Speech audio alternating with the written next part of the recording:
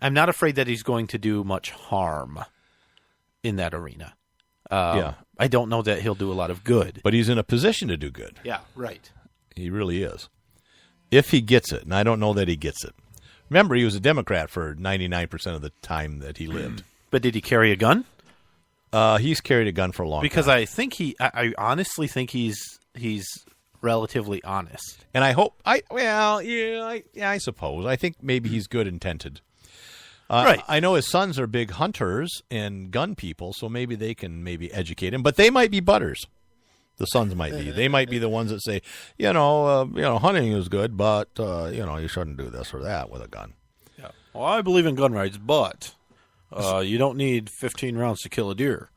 And I'm hoping that he might support the silencer issue. Remember that? Or there's some bills on that. I don't think silencers should be regulated by the federal government either. At all. At all. I mean, 'cause should be perfectly legal. And many states allow, silencers to be used for hunting. They're actually a safety device, right? For a hearing protection. For hearing and personal protection device. Well, and not to mention a courtesy for, like, if you're hunting on public land or near other hunters. Or when I want to shoot in my basement. Yeah, and see, that's the problem. If you were allowed to have a silencer, that's what you would do. You would shoot in your house and hurt people, or you would. No, you, Brian, I wouldn't hurt my neighbors. You would be very stealthy, and you would go around town very stealthily and quietly, like a ninja. I'm hunting rabbits, and you do know that silencers in real life, when you put them on a high-powered gun, they go pew pew pew. That's all it sounds like once you have the silencer on there. No, it sounds like this. Wow, that was 100 rounds you just fired out. Yeah. They're quite loud. Yeah, they are still quite loud. Yeah. It's not like you see in the movies. Right. But they can reduce the damage that they can do to people's hearings. Of course. Hearings? Of course. Hearings. Yeah, it's like court hearings. There's some ridiculously written statement on our prep page saying Trump best president of my lifetime. Oh yeah, that was a joke. How can you? That you and I talked about. How can you say that? 6 days. Yeah, that's all I have to judge him on. He's done the least damage so far of any president. I say that's true. He's done the least damage of any president in my lifetime so far. So he has to be the best. I suppose it depends on your point of view, right? Yeah, of course it does. For instance, my point of view is from, reality and facts. No, because if you look at it, and alternative facts. You see that the State Department, all of their senior staff members, or many of their senior staff members, have quit. Good. That's what I said. That's what they quit. Other people are threatening to leave. What they don't tell you is that most of the ones that are quitting are close to retirement, and they're like, screw it. And would have also quit if Hillary Clinton was elected, or at least within a couple of years. Look, who's going to leave? Who is going to leave a cushy government job voluntarily? Right. Well, there's one guy. A few. Yeah, there would be one at least. One guy. 39-year-old guy. That is standing up for something. He says, I am quitting for moral reasons. Okay. That's cool. I took an oath to support the Constitution, and Trump is violating the Constitution. And all I want to do is put food. This is a guy, by the way.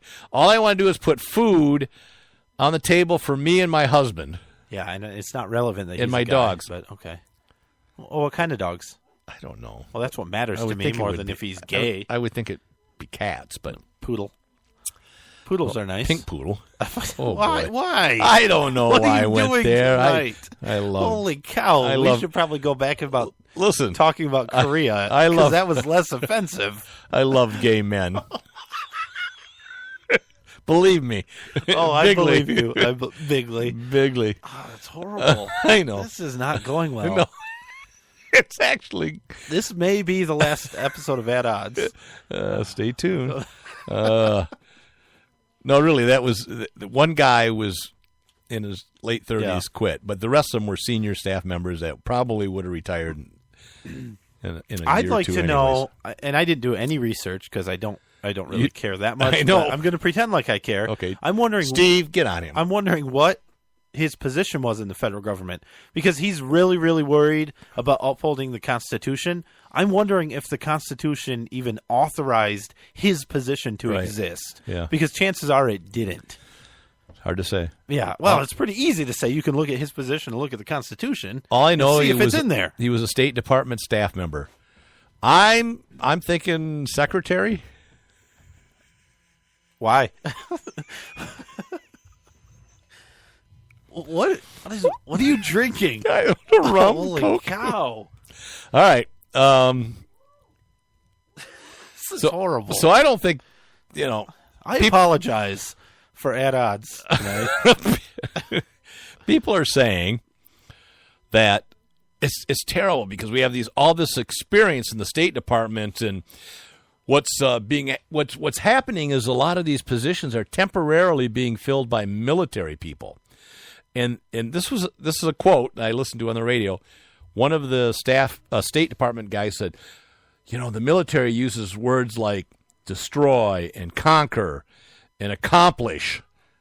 And that's not what the State Department people do. Well, that's for sure. They don't accomplish. They have to use soft words and pussyfoot around the issues, and we have to manage the mess of the world. That was a quote, by the way. Manage the mess of the world in the State Department.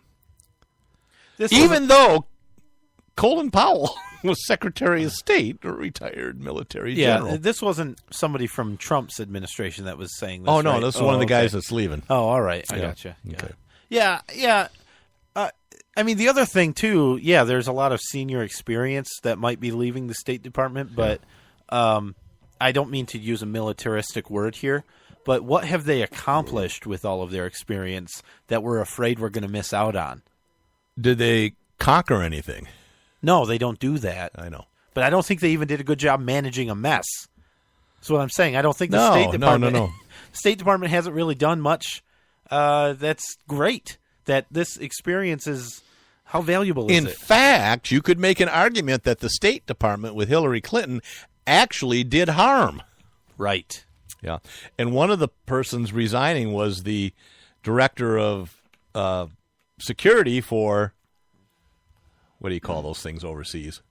Embassies? Embassies! Ah. It was like an embolism in an embassy. Oh, I get it.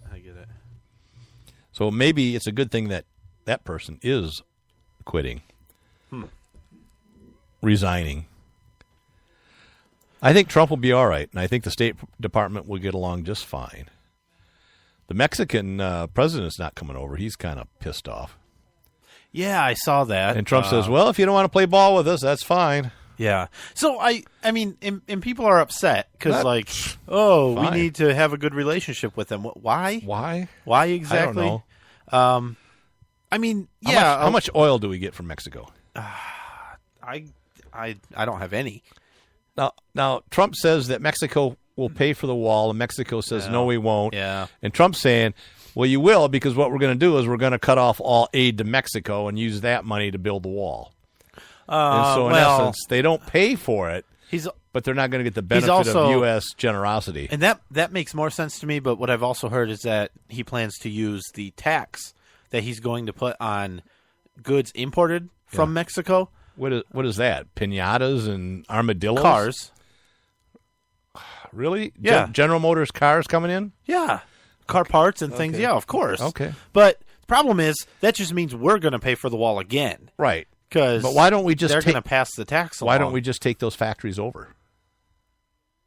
Well, that's the plan. I think we should It's already kind of happened. Not take it, but get them to come back. Right? Because these are, they're American companies that have plants in Mexico. Either way. You want to just take it? Yeah, just take it. We used to have part of Mexico. I mean, I guess. What we'd do is we'd have just, these little square miles of factories. A little mini Trump wall in the country. We call them embassies. Huh. That's the General Motors embassy. That's interesting. I wonder, could we... See, that I think outside the box. Yeah, you do. That's how you start a war. Also, so that's good. Although I'm not really worried about a war with Mexico. Damn it. No. The Russians would back them, but... Maybe. And Cuba would. Yeah. Wait, Wait, can we still go to Cuba? Yeah, we can. Okay. And they'll bomb us with cigars. They'll throw a 1954 Chevy at us. What? What do you want? Your phone. What about it? I don't know. It's a message. Steve should get that. All right. So, Mexico, we're taking over their factories. It's not true. We're what? I thought that was an executive order. To take over? No, the executive order was to start work on the wall, planning and things like that. All right. We'll work on that. What I really like was the fact that so many liberals now are looking at the Constitution. It's great. And they're looking, oh, my goodness. It's unconstitutional. Oh, my goodness, he's violating the Constitution. But when Obama was walking that fence on whether things were constitutional or not, and people called him on it, well, he's just running the country. He's God's gift to humanity, and the Constitution's a living document. Yeah. And it can change over time, and it doesn't mean what it says it means. Yeah. Gay rights trump a piece of paper. And a lot more liberals now are buying guns. You talked to a guy. I did have a nice, really just sensitive chat with a liberal. Legal immigrant. Legal, yeah, Legal. for sure. But who said he was afraid, legitimately afraid of being rounded up or deported because of where he was born. Under Trump, which is something we hear a lot, and I think it's absolutely ridiculous.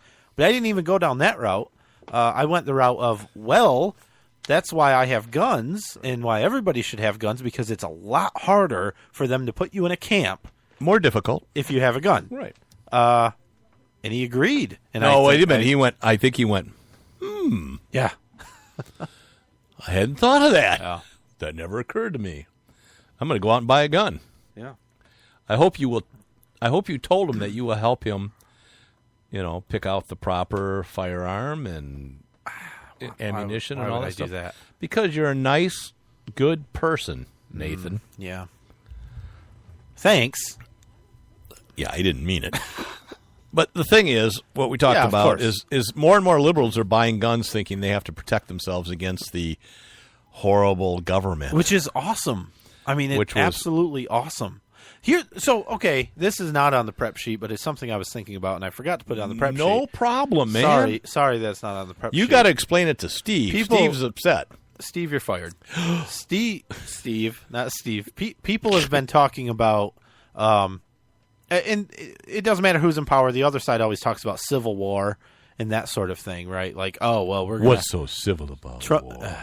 God, I hate that line. Trump's going to do some stuff, and we're not going to take it. Or Obama's going to do this, and we're going to get our guns, and we're not going to take it. It never happens. But do you think, one, the protests are going to keep up, and there's going to be a steady stream of riots and people taking? No. Greenpeace took over that construction crane. No. Near the White House. You don't think it'll keep up? No, it'll wear out. Yeah. My thought was, if it does keep up, there may very well be some type of civil war, but it will not be the government versus the people or anything like that. It'll be essentially right versus left, because people are going to get fed up with their businesses being destroyed, the streets being blocked, their limos being burned, and then, that Muslim immigrant whose limo you burned, it turns out insurance companies exempt damage due to riots. I think there's a difference between a civil war and civil unrest. Yeah, Fine sure. line, I mean, maybe, whatever but- the terms want to be, but my point is, do you think at some point the people with the guns and the militias and those sorts of things are going to get fed up and essentially take the country back from the whiners that are destroying stuff? This country survived an actual civil war that went on for 4 years and killed hundreds of thousands of people, often brothers against brothers, sisters against sisters, fathers against mothers, mothers against fathers. Dogs against cats? Dogs against... Don't get me started. Dogs against cats. And we survived, and we'll survive this. Of course we will. This will That's not not my be point. bad. This is much ado about nothing. That's not my point. I mean, if your point is that the right are going to fight the left. The problem is the right, most of the people that I know that are like pro-gun and conservative, those aren't the people that go out into the street and riot and That's my point. protest That's because exactly my point. they have